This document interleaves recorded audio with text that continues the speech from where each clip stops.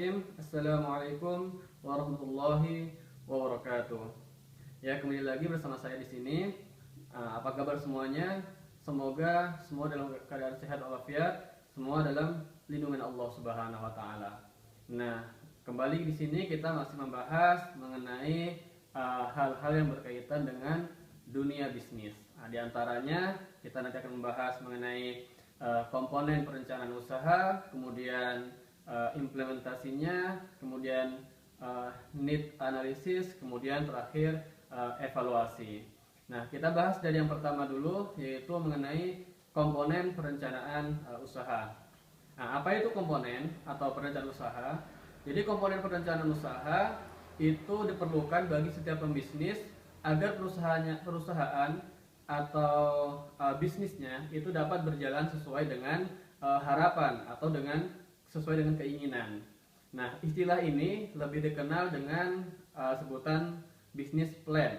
Nah, rencana bisnis itu menjadi alat untuk menyatakan keyakinan akan kemampuan sebuah bisnis untuk memperkenalkan merek atau memperkenalkan brand, kemudian untuk menghasilkan keuntungan yang sangat memuaskan, dan yang terakhir adalah untuk menarik para penyandang biaya, penyandang dana atau disebut dengan investor. Nah, komponen perencanaan usaha akan menjadi acuan bagi setiap manajemen bisnis yang dibangun mulai tahap perencanaan produksi hingga pada tahap pemasaran.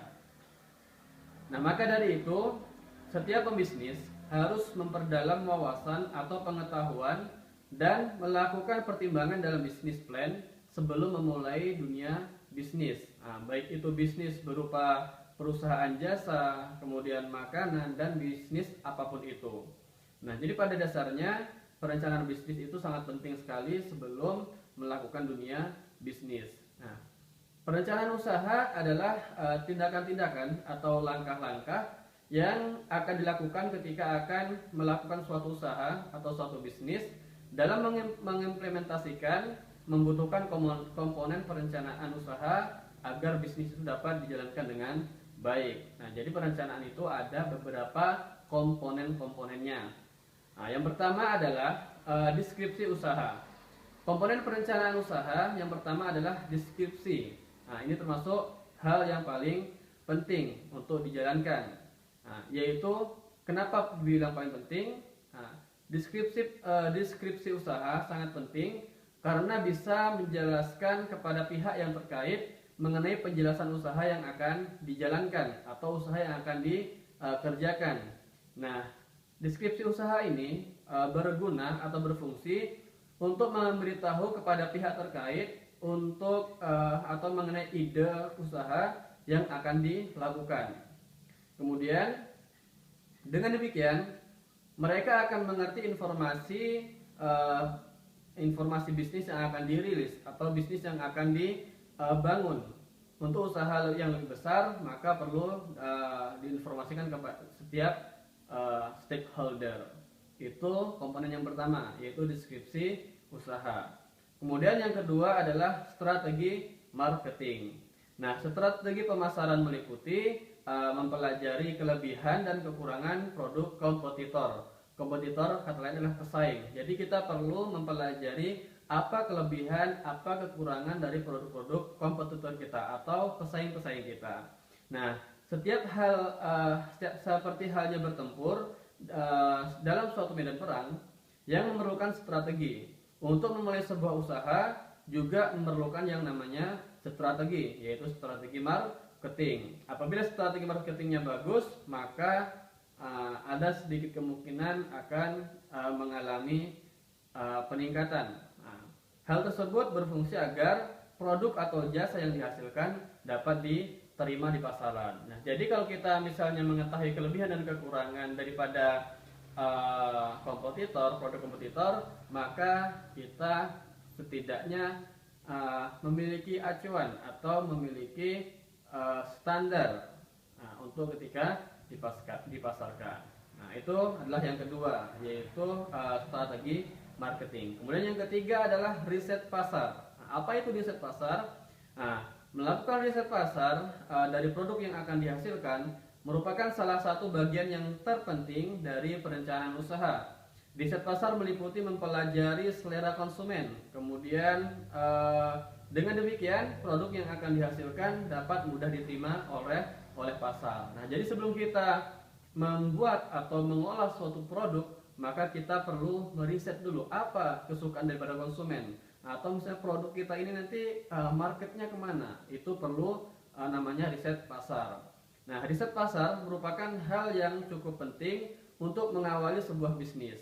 Nah, keberhasilan memasarkan produk atau jasa harus dilakukan riset pasar terlebih dahulu. Nah, agar mengetahui segmentasi pasar dengan baik. Oleh sebab itu, bagi para pelaku bisnis agar jangan melewatkan hal ini. Nah, jadi riset pasar merupakan komponen terpenting dalam perencanaan usaha atau bisnis.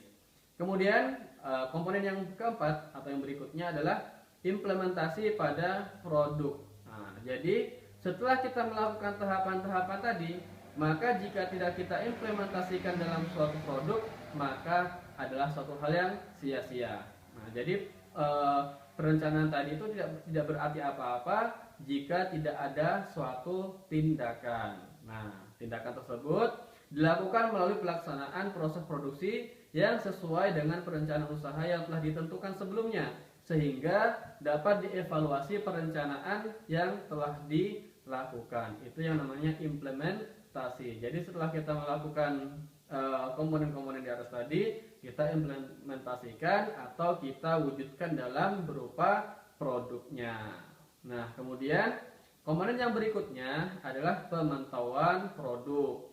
Nah, perencanaan usaha yang selanjutnya yang tidak kalah pentingnya yaitu pemantauan produk. Nah, seberapa besar produk kita ini diterima di suatu pasaran sehingga dapat diketahui kekurangan produk yang kurang disukai oleh pasar itu dapat kita perbaiki. Nah, bagaimana kalau kita bayangkan seandainya tidak ada pemantauan, kita tidak pernah memantau apakah produk kita ini bisa diterima atau tidak, maka tentu tidak akan ada yang namanya perbaikan. Nah, makanya perlunya pemantauan produk sehingga produk-produk yang belum bisa diterima di suatu pasaran itu bisa kita perbaiki. Nah, kemudian yang keenam adalah memaksimalkan manajemen operasional. Nah, jika kelima tahapan tadi sudah dilakukan, yaitu dimulai dari deskripsi usaha, kemudian strategi marketing, kemudian riset pasar, kemudian implementasi pada proses produk, kemudian pemantauan produk, kemudian yang keenam memaksimalkan manajemen operasional. Nah, seandainya atau jika 5 tahapan yang awal tadi sudah dikerjakan, maka selanjutnya adalah melakukan komponen perencanaan usaha dengan mengatur manajemen operasional. Manajemen operasional meliputi pengaturan peralatan untuk proses produksi dan penggunaan bahan-bahan baku yang akan digunakan. Nah, manajemen operasional juga meliputi daripada sumber daya manusia yang berkualitas guna efisiensi aktivitas produk yang pertama kali diujikan atau dijalankan. Nah, sumber daya manusia yang berkualitas merupakan aset perusahaan yang berfungsi untuk memaksimalkan kegiatan bisnis. Nah, jadi perlu sekali yang namanya SDM atau sumber daya manusia yang berkualitas untuk menghasilkan suatu produk yang baik atau yang berkualitas juga. Nah, kemudian komponen yang ketujuh adalah estimasi biaya. Nah, memperhitungkan biaya yang akan dikeluarkan tidak kalah pentingnya dalam memulai suatu usaha.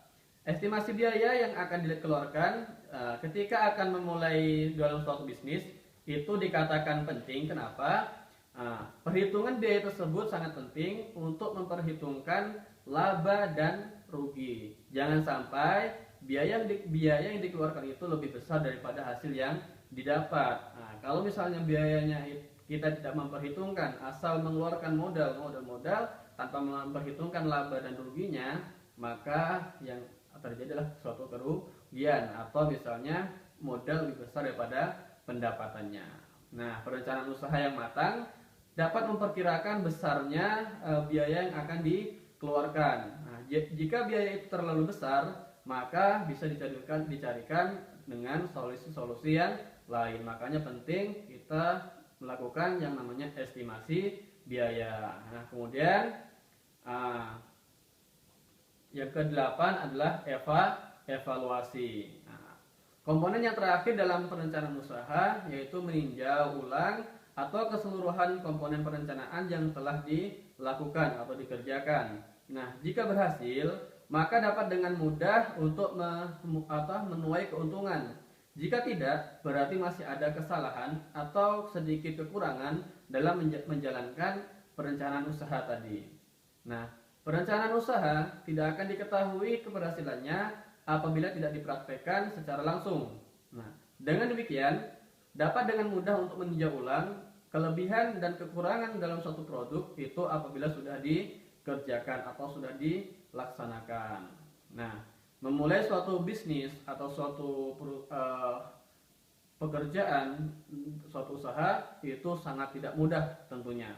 Nah, berbagai risiko yang mungkin terjadi seperti kurang diterima di pasaran atau mungkin beberapa peristiwa yang merugikan dan tidak bisa terprediksi sebelumnya seperti adanya bencana alam dan sebagainya. Nah, oleh sebab itu penting untuk menjalankan setiap komponen perencanaan usaha.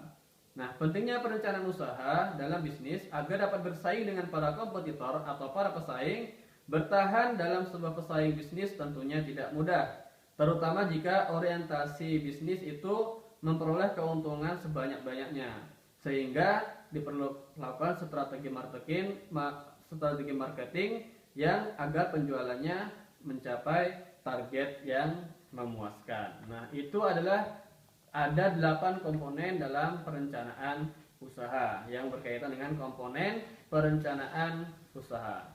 Nah, kemudian yang selanjutnya akan kita bahas adalah mengenai sistematika perencanaan. Nah, sistem penulisan rencana bisnis dapat digambarkan dalam secara singkatnya, yaitu dari halaman pembuka, kemudian nama dan alamat bisnisnya, kemudian nama dan alamat pelaku bisnis, kemudian sifat bisnisnya itu apa, atau sifat bisnis jasa atau bisnis makanan dan sebagainya. Kemudian yang kelima adalah pernyataan pembiayaan yang dibutuhkan. Nah, kemudian yang keenam adalah pernyataan keberhasilan laporan. Jadi harus ada laporan. Kemudian yang ketujuh adalah ringkasan eksekutif 2-3 halaman yang meringkas rencana bisnis secara lengkap. Ini yang dinamakan sistematika perencanaan usaha. Kemudian yang akan kita bahas selanjutnya adalah berkaitan dengan need analysis atau analisis kebutuhan. Apa itu analisis kebutuhan? Analisis kebutuhan itu menurut para ahli, yaitu seperti dikatakan Daryanto dan Bintoro, adalah kegiatan memilah-milah semua kesenjangan dan ketidaksesuaian antara yang dibutuhkan dengan apa yang sudah ada atau yang sudah dimiliki. Sedangkan di dalam diklat atau dalam pelatihan, analisis kebutuhan berkaitan dengan hal performa kerja daya manusia. Nah, kegiatan analisis kebutuhan merupakan kegiatan mengidentifikasi kesenjangan antara apa yang dapat dilakukan karyawan saat ini dengan kemampuan yang seharusnya dibutuhkan sesuai dengan pekerjaan, terutama kebutuhan pada masa yang akan datang. Nah, dari beberapa pengertian para ahli, kemudian pengertian dalam diklat, dapat disimpulkan bahwa analisis kebutuhan dalam pelatihan adalah pendataan informasi mengenai seperti apa kemampuan SDM atau sumber daya manusia pada karyawan atau guru yang dimiliki. Apakah ada kesenjangan atau belum memenuhi dengan kebutuhan dan tuntutan pekerjaan yang dipegangnya. Nah, tujuan kegiatan analisis kebutuhan sebagaimana dikemukakan oleh Nadler adalah untuk membantu pemimpin dalam membuat keputusan apakah pelatihan merupakan solusi yang tepat dalam memecahkan suatu masalah yang dihadapi organisasi atau perusahaan. Nah, itu mengenai analisis kebutuhan atau need analysis. Nah, Jadi dapat ada beberapa tujuan dalam need analysis ini. Di antaranya yaitu yang pertama adalah mengidentifikasi data, data apa dan proses apa yang akan dibutuhkan dalam sistem baru. Kemudian yang kedua adalah menentukan kebutuhan fungsional dan kebutuhan non fungsional dalam sistem baru. Kemudian yang ketiga adalah membuat rencana bisnis sistem dalam bahasa yang mudah dipahami oleh manajer. Kemudian yang keempat adalah menspesifikasikan kebutuhan kecuali alternatif spesifikasi komputer dan detail teknologi. Nah, masalah yang membutuhkan pelatihan selalu berkaitan dengan lack of skill or knowledge. Sehingga kerja standar tidak dapat tercapai. Nah, dalam need analysis juga ada beberapa fungsi. Di antaranya yang pertama adalah mengumpulkan informasi yang tentang skill, kemudian knowledge dan feeling pekerja. Kemudian yang kedua adalah mengumpulkan informasi tentang job connect, job content dan job context. Nah, itu dua fungsi daripada need analysis. Kemudian selanjutnya adalah kita akan membahas mengenai implementasi. Nah, implementasi strategi adalah proses yang menempatkan rencana strategis ke dalam sebuah tindakan untuk mencapai tujuan yang diinginkan. Nah, ini sudah sedikit disinggung dalam komponen rencana tadi.